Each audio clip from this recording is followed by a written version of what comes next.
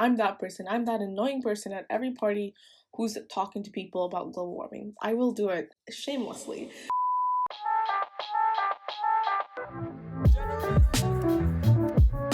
Hey guys, what's up? It's Amy and welcome back to my channel, or should I say welcome to the hundreds of new people that are now here. Hello. Where's the news and the media? I still don't even know how to act. Literally, like, one of my favorite YouTubers knows I exist, which is very, I don't know what to make of that. We're just gonna move past that. Welcome to all the new people. Before we get started with today's video about climate activism, I wanted to go over what my channel is about for everyone who's new and kind of is curious. Actually, I should do my intro first because it basically just talks about it. Hey guys, what is up? It's Amy. Welcome back to my channel. I do video essays on the intersection between climate change and social justice, and basically what that means in a nutshell is that I make videos about climate change and how it impacts people, and specifically how it impacts marginalized groups. I have a whole video on environmental racism, which is like one of my favorite videos that I've made. I also have videos where I kind of talk about politics, which is what I studied in university, and capitalism. We love talking about capitalism and how much we hate capitalism. So that's kind of a little bit of what my channel is about. I just kind of really enjoy talking about sustainability and specifically the social side of it, less so the science because I do not have a science background and I hate math. So if that is interesting to you at all, definitely subscribe and hit the bell notification. I also have a Patreon if you want to support my channel. So welcome to all the new people. That being said, let's get into today's video because literally no one likes long intros and I feel like it's already been 2 minutes. So today we're talking about climate activism, like I mentioned, and I really like this topic because I don't know, I guess I could consider myself a climate activist, but I feel like almost everyone, like if you're watching this video, then you could be a climate activist if you wanted to be. So today I'm going to teach you how, because I am the expert on climate activism, and I'm going to teach you how to become one. I'm just kidding, that's going to be very annoying for the rest of the video. As I always do, I split up the video into different sections just because that's how my brain works, and the sections are as follows. Number 1, what is climate activism? Number 2, personal kind of actions that you can take that are within the realm of climate activism. Number 3 is more community-based action. 4 is speaking out and kind of sharing your voice when it comes to climate activism. 5 is economics, or like spending your money, that side of climate activism. And then 6 is education and how that fits into climate activism. I feel like education should be first, but I've already made the list, so we're gonna go in that order. That being said, let's get into the video and learn about how you can become a climate activist. So first, what exactly is climate activism? So I really wanted to start with this because I feel like it's important to kind of define the terms and understand what I mean by climate activism. So I came up with a sentence, a little definition, at least in terms of what I think of climate activism being. I think climate activism is doing your part to help solve climate change. And the really important part about this sentence is doing your part, because it means everyone has a different part. Not everyone is going to be doing the same things when it comes to fighting climate change, and that's perfectly fine. It all depends on a lot of different factors: your age, your nationality, income level, it all depends on who you are, your individual situation, and it's really important to remember that when we're thinking about climate activism, especially if you're watching a lot of YouTubers and Instagram people. Oftentimes when we are watching climate activists on like YouTube and Instagram, they have very similar lifestyles. You know, there's like a mold almost of like the climate activists and how they live their lives, but not everyone can do all of those things, especially if you're like 14 and you aren't even financially supporting yourself and you can't buy your own car, or if you live in America and public transportation literally doesn't exist. By the way, I have a video where I talk about public transportation if you want to learn more about that. But it's really important to understand that climate activism looks a lot different depending on who you are. And I think there are 3 things specifically that I think are the most important to consider when it comes to who can do what in terms of climate activism.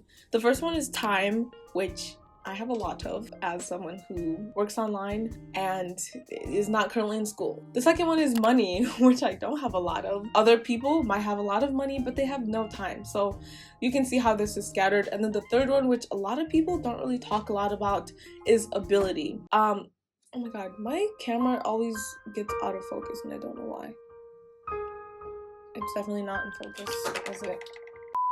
Okay, I think we're in focus now. Anyways, the third one is ability, which I don't really hear a lot of people talking about, and even I personally didn't really consider this as much until I watched a video about like plastic straw bans, and then I really started to look more into how different environmental actions impact people with disabilities. So ability is definitely something that we need to talk more about when it comes to climate activism, and this can be anything from physical abilities, mental abilities, or even something like eating disorders. I'm going to link a video by Kristen Leo where she talks about veganism and how it impacts her with having an eating disorder. So that's just something that is really important to talk about when it comes to climate activism. Hey, my name is Kristen. I must confess I've been buying foods that are contained in plastic, and I know cutting waste was my plan, but things really got out of hand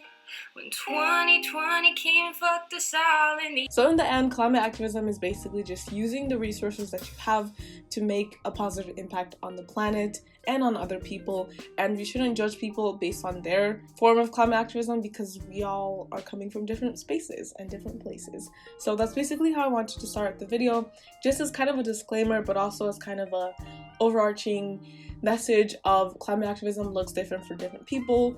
So take what you need and just leave everything else, because even I don't do all of the things I'm going to talk about because I am a single individual.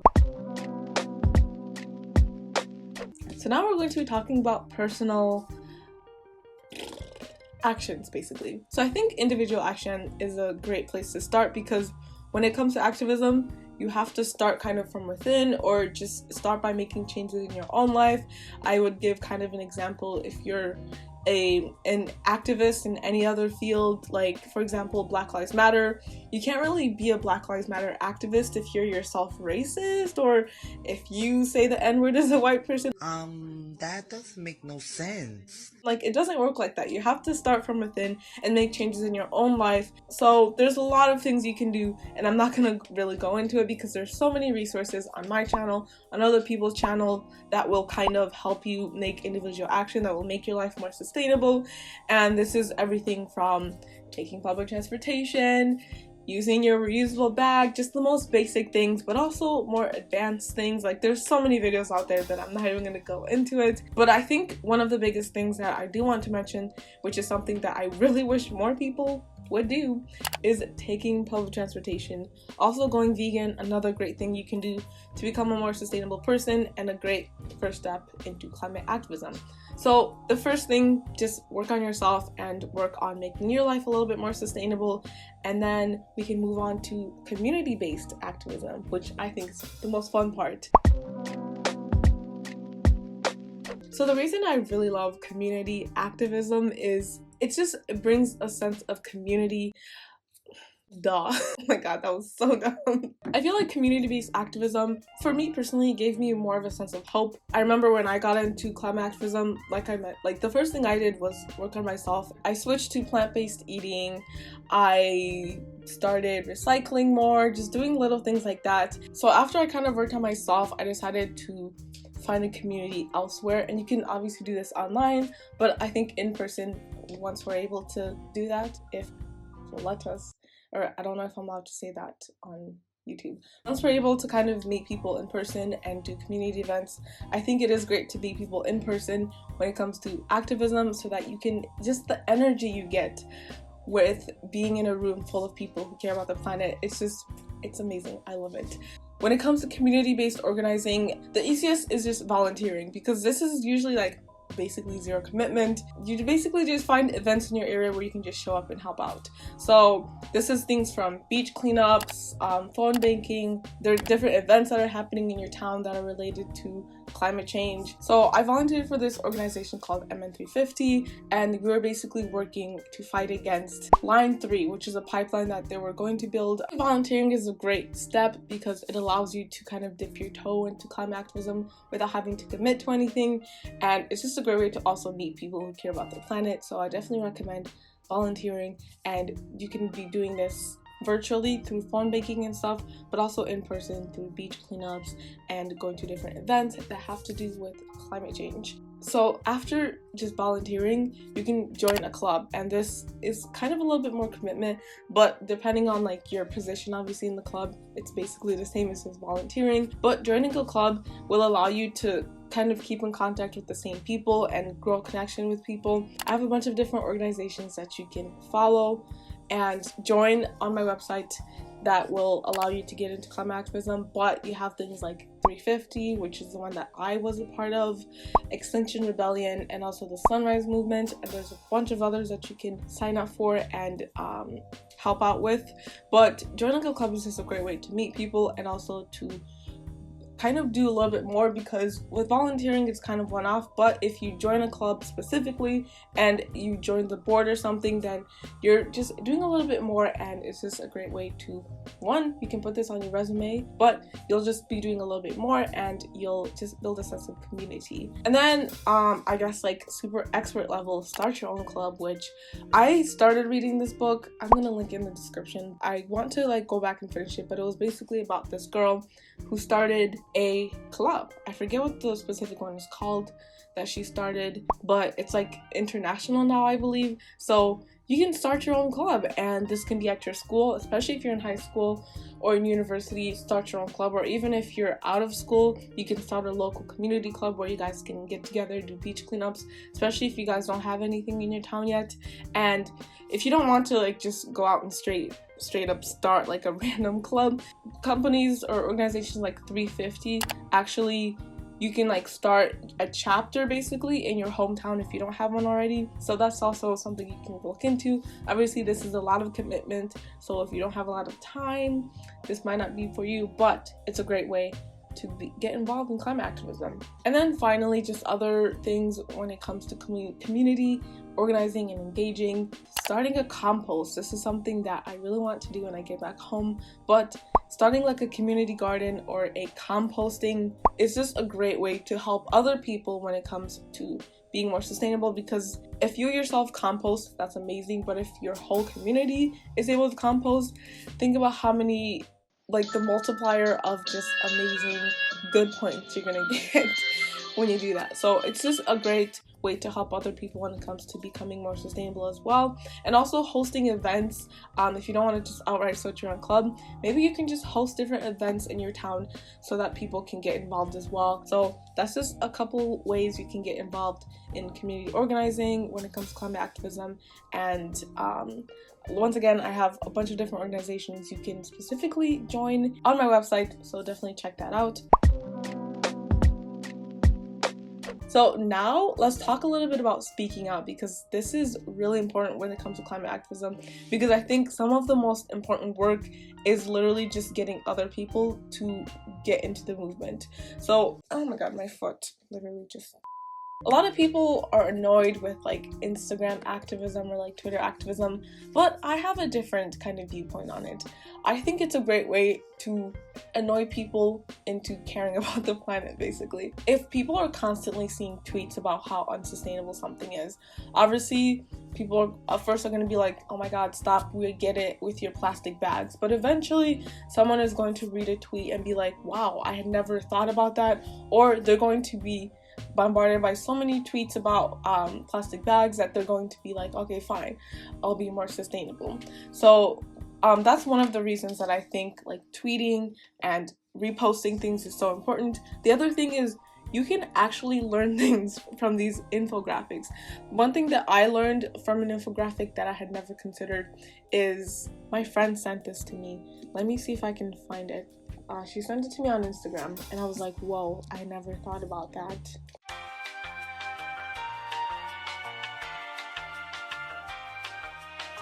Oh, okay, here it is. So, my friend sent me this infographic. It was basically talking about how you should delete emails because they take up, obviously, data and they take up space on, not your computer, but like on the cloud. And that uses energy to like keep the email still available. And I had never thought about that. I never delete my emails, I just archive them. So this infographic literally helped me be a little bit more sustainable because I learned about something I had never known about. So that's why I think reposting, sharing, things like that is really important when it comes to activism, because it's putting environmentalism in front of people's eyes constantly, and even people in the movement can learn about things that they had never thought about. So if you find something that you think is interesting, share it, repost it, tweet it, because someone is going to see it and take action, even if it's a single person. If you're going to an event, share it on Twitter, share it on Instagram. If you're doing anything, post it so people see what you're doing. Obviously, you need to do more than just... I need to stop my hand.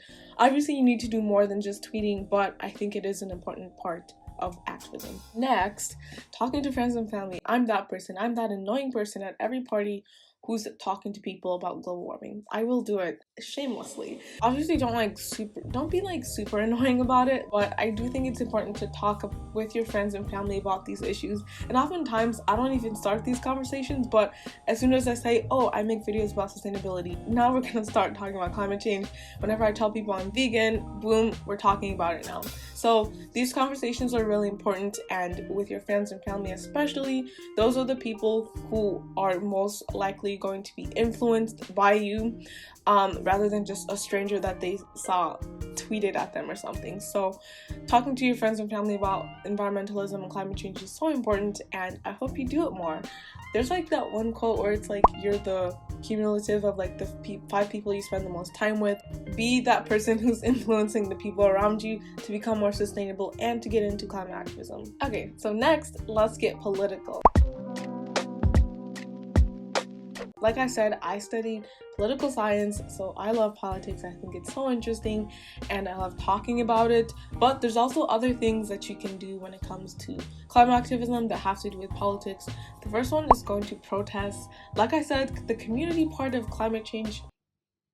Let me rephrase that. The community part of climate activism is so much fun, and it's just a great way to meet people once again, and to also just share your voice and make yourself heard. So go to protest. It's so much fun and you will enjoy it. Especially, I think there's like a specific day that there's like a big protest across the whole world or just the US, but definitely go on that day, because I was at the Capitol that day in Minneapolis, or in St. Paul, and it was so fun. The energy, immaculate. Also, campaigns, super important, because electing people into office who actually care about the planet, so good, amazing. So let's just go from the top, because obviously the more power someone has, the more influence.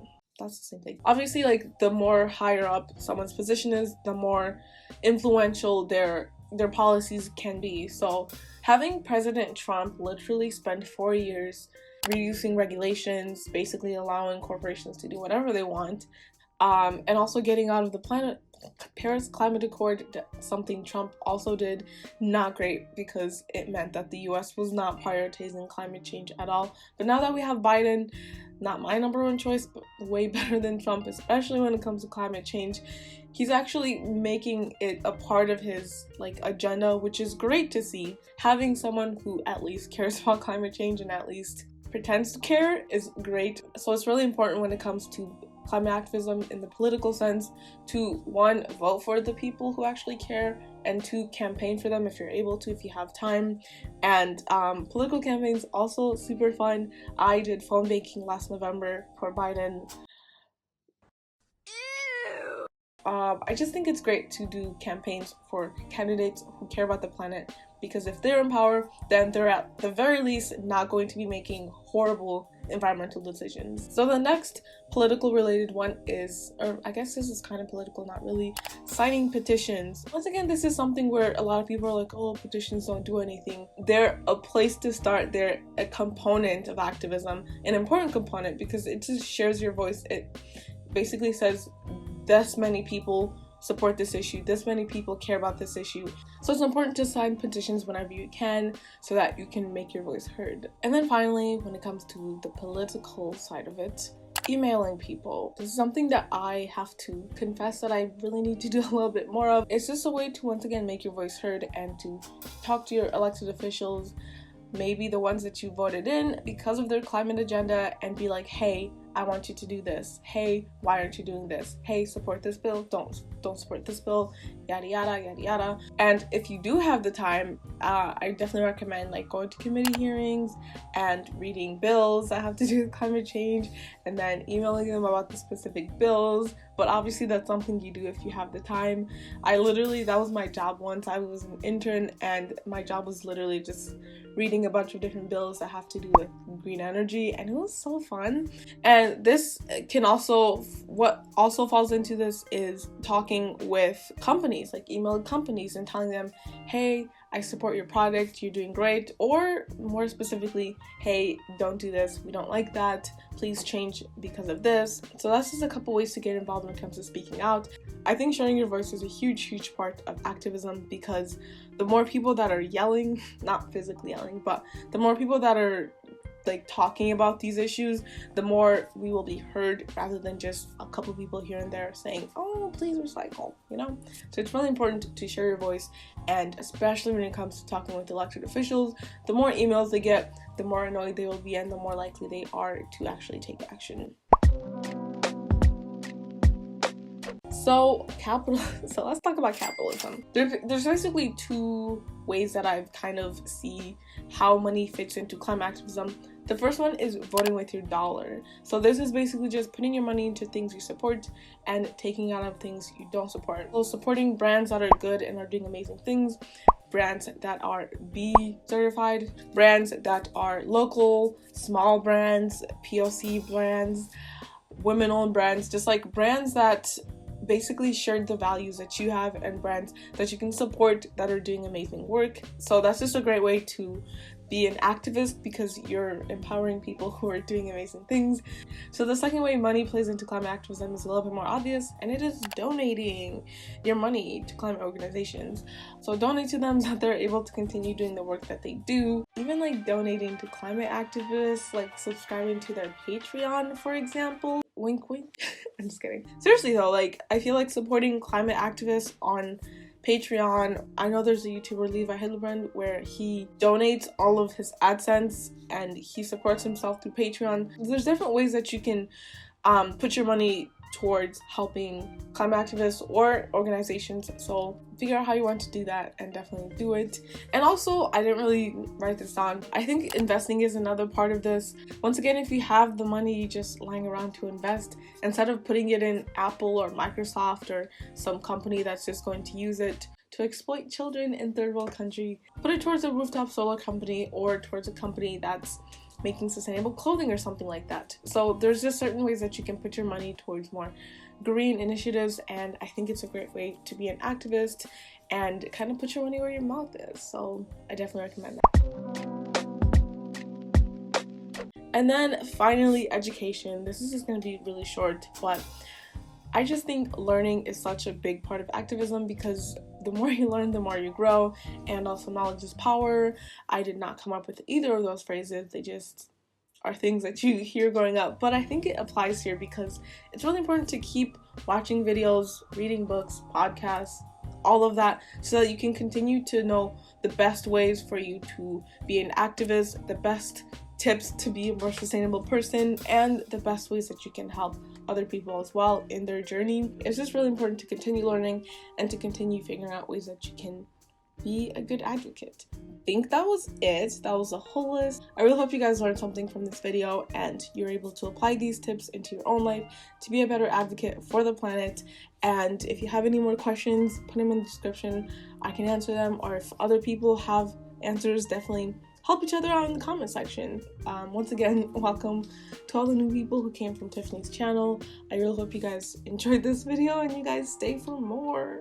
I swear it's a lot of fun over here. A lot of peace signs and finger guns. But I'm going to have my Patreon linked in the description. Thank you so much for my patrons for supporting my channel. I really appreciate it, especially since now I'm technically officially unemployed and I don't have a job. I'm also going to have my Instagram and Twitter linked in the description if you want to follow me there.